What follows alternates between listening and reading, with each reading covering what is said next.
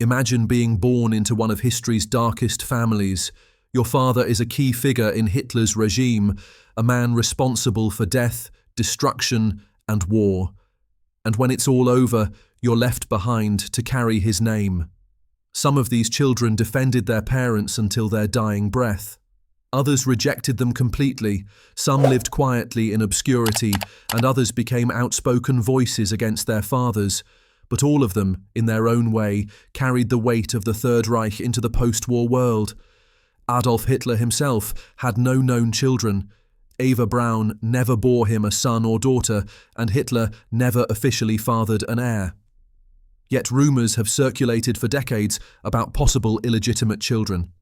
The most famous case is Jean-Marie Loret, a Frenchman who claimed his mother had a relationship with Hitler during the First World War.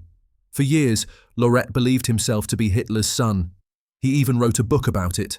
But modern DNA evidence has cast serious doubt on the claim, leaving Hitler as a man without descendants. Still, the idea that the dictator might have left behind a bloodline continues to fuel speculation, novels, and films. While Hitler had no children of his own, many of his closest lieutenants did, and their stories are both tragic and revealing. None more so than the children of Joseph Goebbels, the propaganda minister who served as Hitler's most loyal follower. Joseph and his wife Magda had 6 children. Blonde, blue-eyed, they were often photographed with Hitler himself, the perfect image of the Nazi family. But as the Red Army closed in on Berlin, the Goebbels family joined Hitler in his underground bunker. And when Hitler killed himself, Joseph and Magda made a horrifying choice. They poisoned their 6 children, one by one. The oldest was 12, the youngest was 4. Magda believed she was sparing them from growing up in a world without National Socialism. Even hardened SS officers were shaken. Those children never lived to carry their father's name because their parents decided their future ended in that bunker. Other children did survive, and they had to face the burden of history for the rest of their lives. Hermann Göring, commander of the Luftwaffe and one of Hitler's closest allies, had a daughter named Edda. Born in 1938, she was 7 years old when the war ended. Her father was sentenced to hang at the Nuremberg trials, but he took his own life with cyanide before the execution could take place. For Edda, this was not the story of a war criminal, this was the story of her father, and she never stopped defending him. In interviews decades later, she insisted that he was a kind man, a good man, a misunderstood man. She lived into her late 70s, dying in 2018, never renouncing him. Her story shows us one path these children took: loyalty, denial, and devotion. Another daughter made the same choice. Heinrich Himmler, head of the SS and the architect of the Holocaust, had one legitimate child, a daughter named Gudrun. She adored her father, calling him Papi. When she was arrested by the Allies in 1945, she was just 16. It was in captivity that she learned her father had killed himself after capture. Instead of breaking with him, Gudrun spent the rest of her life defending his memory.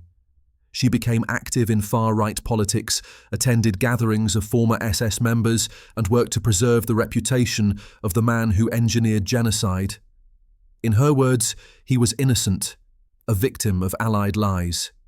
She lived until 2018, never wavering in her defence. Like Edda Göring, Gudrun Himmler represents the children who could never let go of their father's myths. But not all of them made the same choice. Martin Bormann, Hitler's private secretary, had 10 children. For them, the end of the war was chaos. Bormann himself vanished in 1945, and for decades no one knew if he was alive or dead. His eldest son, Martin Bormann Jr., grew up under the weight of that mystery. But instead of following in his father's footsteps, he chose a radically different life. He became a Catholic priest. Later, he devoted himself to reconciliation, even working with Jewish survivors of the Holocaust. He spoke openly about the crimes of his father and rejected them entirely. It was one of the clearest breaks with the Nazi past. Other Bormann children lived quieter lives, changing their names or fading into obscurity, but Martin Jr. stood as a symbol of how a son could choose peace over loyalty. Albert Speer's children faced a different kind of burden. Speer, Hitler's architect and later Minister of Armaments, was unusual among the Nazi leadership.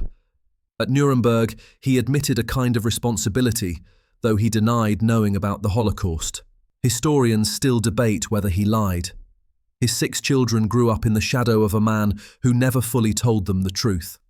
Albert Speer Jr., one of his sons, became a successful architect in his own right. But in interviews, he admitted the weight of that name was heavy. Other children expressed frustration, even anger, that their father had never been honest with them. They had to learn about his crimes not from him, but from history books. For them, betrayal wasn't just about what their father did during the war, it was about the lies he told after. The same theme appears with Rudolf Hess's son, Wolf Rüdiger Hess. Rudolf Hess was Hitler's deputy until he flew alone to Scotland in 1941 in a bizarre attempt to negotiate peace. Captured, he spent the rest of his life in prison. In 1987, he was found dead, officially by suicide, but his son never believed it. Wolf Rüdiger insisted his father had been murdered and spent his life defending him. He joined far-right groups, clung to the belief that his father had been a noble man, and carried that torch until his own death in 2001. Here we see again the split. Some children rejected, others denied. Not every family carried the same stigma. Karl Doenitz, commander of the Navy and Hitler's successor after his death, had 3 children. 2 of his sons died during the war, one aboard a submarine, the other in an air raid. His daughter Ursula survived, but kept her life private. Because Doenitz was not as directly tied to the Holocaust, his surviving children did not bear the same public shame as those of Himmler or Göring. Still, the shadow of their father's role lingered. Baldur von Schirach, leader of the Hitler Youth, had 4 children. Convicted at Nuremberg, he served 20 years in prison.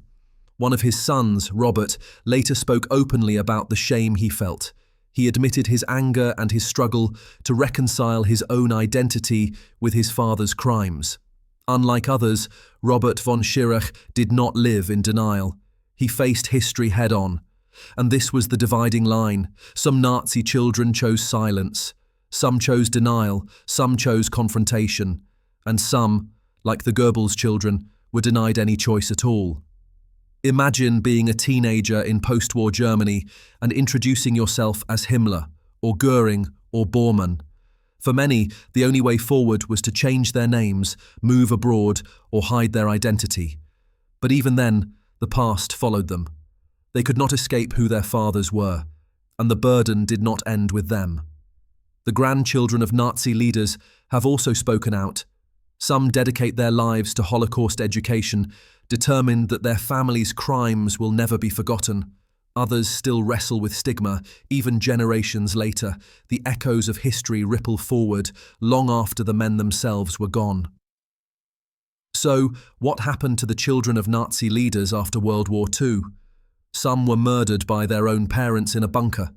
Some defended their fathers until their dying breath. Some broke away completely and sought redemption. And many simply tried to vanish. But all of them lived under the same shadow, a name tied forever to the darkest crimes in human history. History is not only about the men who made decisions, it is about the families who lived with the consequences. And these children, whether they wanted it or not, became living reminders of the nightmare their fathers created. If you found this story interesting, make sure to hit the like button, subscribe to the channel, and ring the notification bell so you don't miss the next deep dive into history's forgotten stories.